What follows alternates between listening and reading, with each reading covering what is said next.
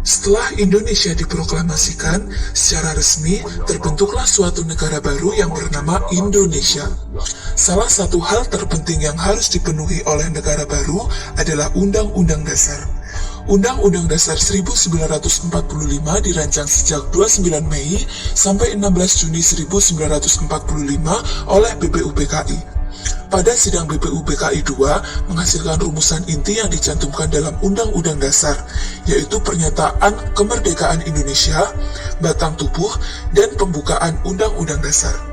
Pada 7 Agustus 1945, BPUPKI dibubarkan, dan 9 Agustus 1945 di kota Saigon, Vietnam, BPKI diresmikan. BPKI dibentuk guna melanjutkan hasil kerja BPUPKI. BPKI sendiri berjumlah 21 orang.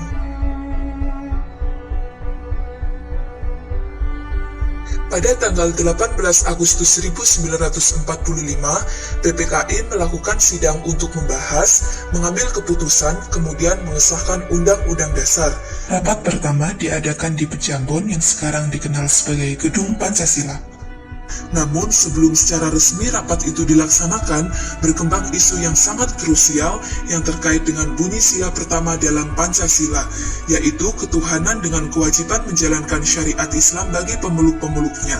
Sedangkan rakyat Indonesia Timur yang umumnya beragama Kristen, Protestan, dan Katolik merasa keberatan dengan rumusan itu. Salah satu tokohnya adalah Johannes Latu Harhari. Tentu hal ini menjadi perhatian serius bagi Muhammad Hatta. Beliau dalam hatinya menegaskan Indonesia harus tetap bersatu.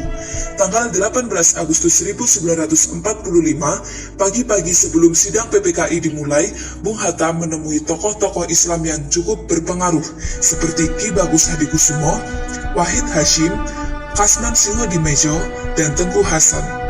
Bung Hatta dengan kedudukannya yang cukup berpengaruh berhasil meyakinkan para tokoh Islam itu.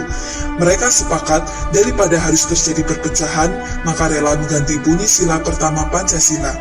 Dengan usulan Ki Bagus Hadikusumo, semua sepakat bahwa rumusan sila pertama Pancasila diganti menjadi ketuhanan yang Maha Esa. Di dalam acara pertama yakni pandangan umum, Hatta menegaskan bahwa penggantian bunyi sila pertama Pancasila diambil karena suatu pernyataan pokok mengenai seluruh bangsa tidaklah tepat hanya menyangkut identitas sebagian dari rakyat Indonesia, sekalipun merupakan bagian yang mayoritas.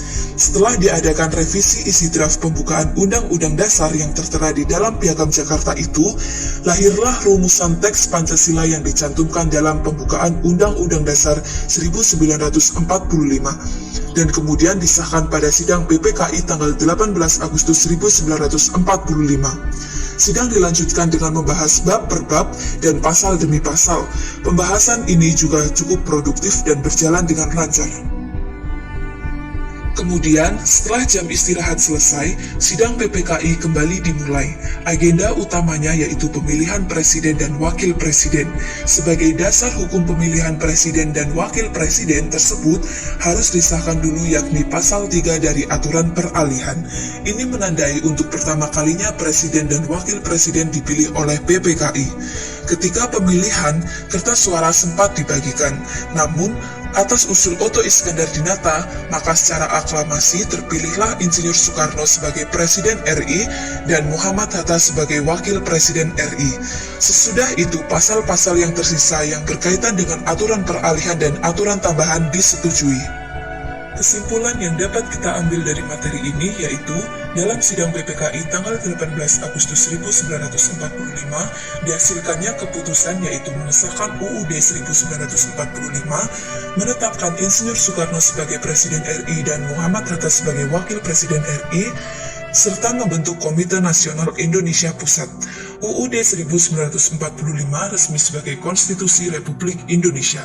Dalam konstitusi terdapat pandangan hidup serta menjadikannya sumber hukum yang utama, sehingga tidak ada satupun peraturan perundang-undangan yang bertentangan dengan UUD 1945.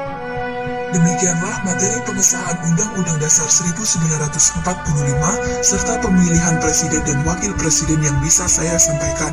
Mohon maaf apabila ada kesalahan kata. Terima kasih dan sampai jumpa di lain kesempatan.